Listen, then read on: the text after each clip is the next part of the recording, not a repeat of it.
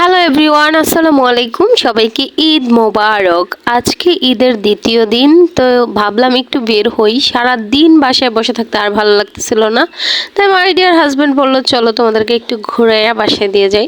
তো মামি ready teddy হয়ে চলে গেলাম। তারপর ভাইকে করে আমরা গেলাম, ঘুরলাম অনেক সময়, শুধু ভাইকেই ঘুরলাম। তো হাজব্যান্ড বারবার জিজ্ঞেস করতেছিল কি খাবা, কোথায় যাবা, কি করবা, বাট বলছিল যে পার্কে নিয়ে যাইবো।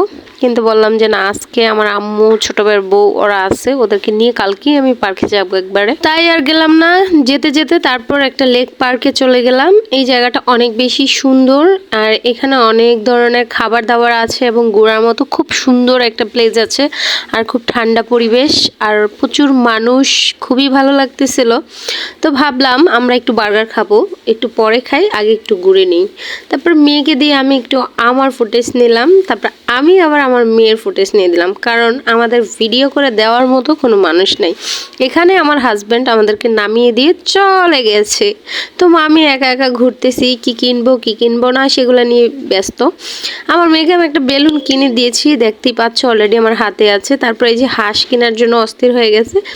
তো হাঁস লোকে 60 টাকা বলছে, আমি বলছি 30 টাকা দিবেন। তখন লোকটা আমাকে বললো, আপা আপনি শরম করে নেই, 30 টাকা কিভাবে হয়।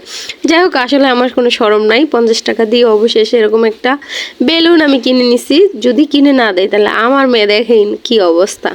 তারপর চলে আসলাম বেলপুরি খাওয়ার জন্য। তো এখানে বেলপুরি 5 টাকা করে পিস বিক্রি করতেছে। তো মা মেয়ে 50 টাকার বেলপুরি খেয়ে নিলাম। তারপর আবার এখান থেকে আমার ছোটো ভাইয়ের বউ আর মায়ের জন্য 50 টাকার জাস্ট ফুচকা নিয়ে নিলাম, এক প্লেট ওদেরকে দেওয়ার জন্য। মেয়ে আবার বার্গার খাবে, তাই চলে আসলাম একটা বার্গারের দোকানে। সেখান থেকে আমরা একটাই বার্গার নিলাম মাত্র 100 টাকা দিয়ে। বার্গার নেওয়ার পরে পার্সেল নিয়েছি, এখন আমরা বাসায় চলে যাব। তো ভাবলাম একটু হেঁটে হেঁটে গেলেই ভালো লাগতো, কতটুকু হাঁটবো, কিন্তু আমার মেয়ে হাঁটবে না। চলো আম্মু রিক্সায় যাই। তারপর মা মেয়ে রিক্সায় উঠে বসলাম এবং যাচ্ছি বাসার দিকে। তো যেতে যেতে মা মেয়ে খুব সুন্দরভাবে রিক্সার মধ্যে কিছুটা ভিডিও করে নিলাম, কারণ আজকে আমাদেরকে ভিডিও করতে হবে। যেহেতু মা মেয়ে একটু সাজুগুজু করেছি, লাল টুকটুকে লিপস্টিক দিয়েছি।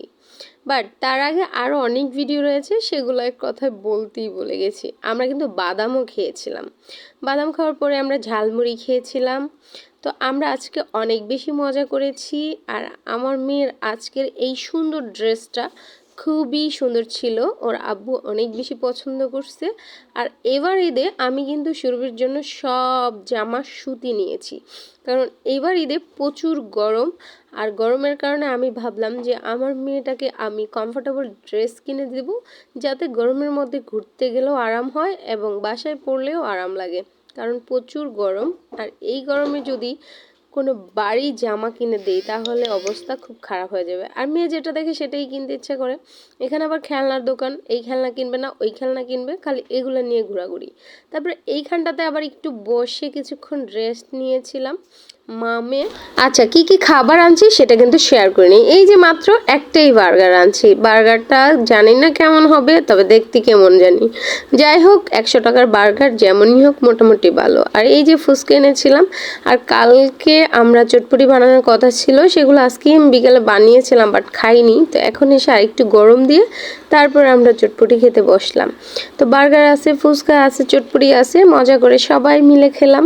তো এই ছিল আমার আজকের সিম্পল ব্লগ। তোমাদের কেমন লাগলো অবশ্যই কমেন্টে জানাবা। সবাই ভালো থাকবা। আল্লাহ হাফিজ।